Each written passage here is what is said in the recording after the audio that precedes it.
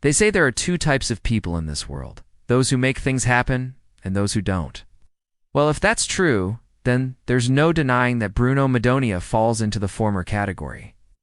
In today's episode, we're going to talk about how he took the throne before the blood dried. Welcome back to another episode. And today we're going to be talking about the underboss of the Gambino crime family, Bruno Madonia. As always, if you want to stay updated with all things mob, then hit that subscribe button. With that said, let's begin. After the arrest of its boss, John Gotti, the Gambino crime family was left leaderless. At least that's what everybody thought, until Bruno Madonia stepped up to fill the void. Unlike Gotti, Madonia wasn't a flashy dresser or some loudmouth wise guy who attracted attention. In fact, he preferred to stay out of the limelight. But what he lacked in charisma, he made up for in ruthlessness. You see, while Gotti had been arrested, Madonia was already taking care of business, proving to the family and the rest of the Mafia Commission that he was the right man to lead the Gambinos. Bruno Anthony Madonia was born on August 31st, 1942, Brooklyn, New York. His parents were Italian immigrants who had come to the U.S. seeking a better life. They had 4 kids total, 3 boys and a girl, and they grew up in a small apartment in East Flatbush. From an early age, it was clear that Bruno wasn't your average kid. He was tough, street smart, and had a real knack for business. While other kids were out playing stickball or riding their bikes, Bruno was already out hustling, selling newspapers on the corner or running errands for local merchants. It wasn't long before he caught the attention of the local mobsters, who saw in him a natural-born leader. By his late teens, he was already involved in illegal activities such as gambling and loan sharking. As the 1960s rolled around, Madonia's reputation as a tough and savvy mobster continued to grow. He became close friends with James Burke, who would later become the underboss of the Gambino crime family. Together, they committed a series of robberies that netted them tens of thousands of dollars. But it was during one of these robberies that Madonia's life changed forever. The police had set up a sting operation and caught both him and Burke red-handed. They were charged with armed robbery and sent to prison. Now, most people might have crumbled under the pressure of such a serious charge, but not Madonia. He used the time in prison to learn the ins and outs of the Mafia and came out even more ruthless and determined than before. When he was released from prison in the early 1970s, he was already a made man in the Mafia. Over the next decade, he worked his way up the ranks of the Gambino crime family and eventually became the capo of a crew that specialized in racketeering and extortion. But it was in the early 1990s that Madonia truly came into his own. This was when the FBI began to crack down on the Mafia, and many of the top mobsters were arrested and sent to prison. Among them was Paul Castellano, the boss of the Gambino crime family at the time. With the boss behind bars, it was up to Madonia to step in and keep the family together. He wasted no time in asserting his dominance, consolidated power, crushed rival factions, and made it clear that he was now in charge. One of Madonia's first orders of business was to solidify his control over the family's various rackets. He worked closely with the other capos to ensure that everyone was on board with his leadership. Those who weren't soon found themselves on the outs of the family. At the same time, Madonia also reached out to other members of the Mafia Commission to get their blessing as the new boss of the Gambino crime family. He knew that he couldn't rule without their approval, so he paid them a series of visits and offered them a deal that they couldn't refuse. But Madonia's rise to power didn't come without its enemies. One of the most powerful men in the Mafia, Anthony "Fat Tony" Salerno, was furious that the Gambinos had chosen Madonia as their new boss. He felt that his own brother-in-law, Joseph Massino, who was the underboss of the Gambino family at the time, should have been promoted to boss instead. Salerno was so angry that he actually called for a meeting of the Mafia Commission to discuss Madonia's leadership. But before the meeting could take place, Madonia made a preemptive move. He had Massino whacked, and then presented his head to the commission as a sign of his power. This move was seen as a major power play by Madonia, and it effectively ended any opposition he might have faced within the Gambino crime family. From there, it was smooth sailing for Madonia. He ruled the Gambino crime family with an iron fist, expanding their territory and increasing their power. Under his leadership, the Gambinos became one of the most feared crime families in the country. However, Madonia's reign of power didn't last forever. In 2004, he was indicted on racketeering charges and sent to prison. But even behind bars, he continued to run the Gambino crime family. He had a secret stash of money hidden away that he used to pay his associates and carry out illegal activities. He also had a cell phone smuggled in, so that he could communicate with his men. It wasn't until 2019 that Madonia was finally released from prison, more than 15 years after his arrest. But when he got out, he was a changed man. He was older, weaker, and definitely not the same ruthless mobster he once was.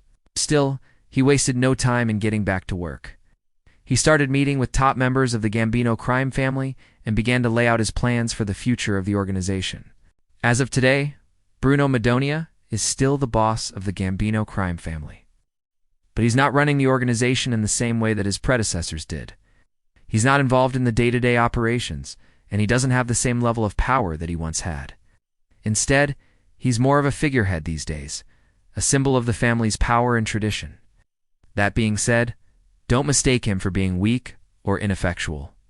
He's still a feared and respected mobster who commands the loyalty of the Gambino crime family. If anyone tries to cross him, they do so at their own peril. Over the years, there have been several theories as to why Gotti fell from grace.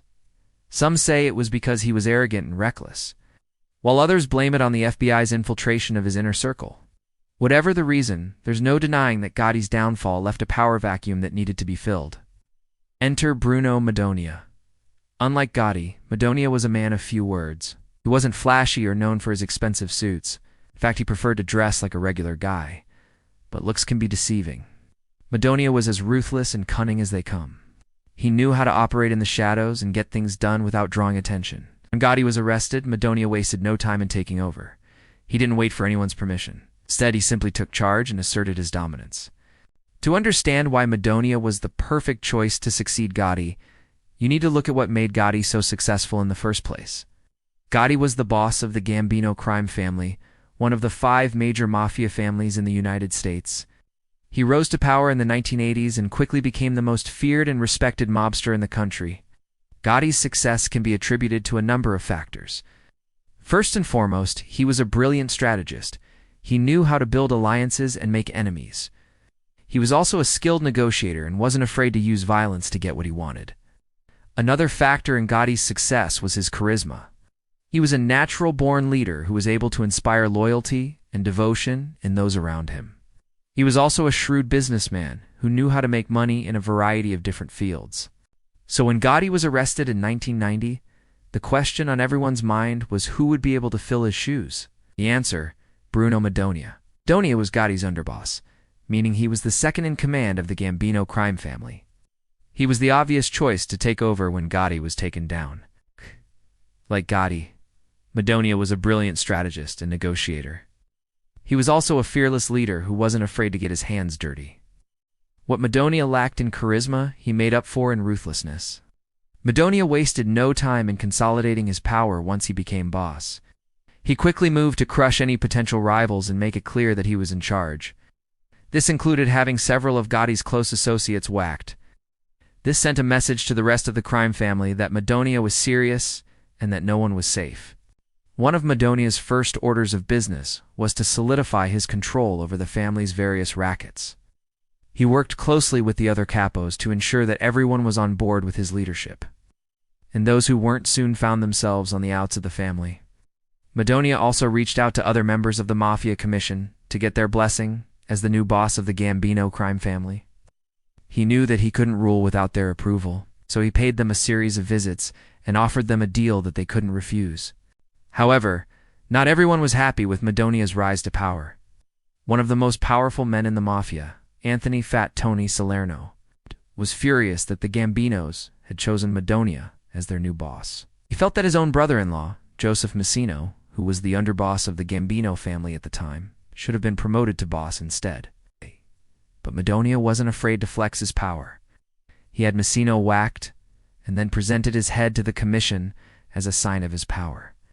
This move was seen as a major power play by Madonia, and it effectively ended any opposition he might have faced within the Gambino crime family. From there, it was smooth sailing for Madonia. He ruled the Gambino crime family with an iron fist, expanding their territory and increasing their power. Under his leadership, the Gambinos became one of the most feared crime families in the country. Despite the challenges he faced, Madonia proved himself to be a capable and ruthless boss. He maintained control of the family's rackets and expanded their criminal empire. He was also able to avoid the FBI's crackdown on the mafia and kept the family's secrets safe. In conclusion, Bruno Madonia was the perfect choice to succeed John Gotti as the boss of the Gambino crime family. He possessed the intelligence, ruthlessness, and strategic mindset necessary to maintain control of the family and protect its interests. While he may not have had Gotti's charisma, Madonia proved that he was more than capable of handling the job. After taking the throne, he wasted no time in consolidating his power and sending a message to the rest of the mafia that he was in charge. Through his strategic moves and willingness to use violence when necessary, Madonia was able to maintain control of the Gambino crime family and expand their criminal empire. Alright guys, that's a wrap on this episode. Let me know your thoughts on Bruno Madonia in the comments below. If you haven't already, please subscribe and leave a like. Until next time, stay safe.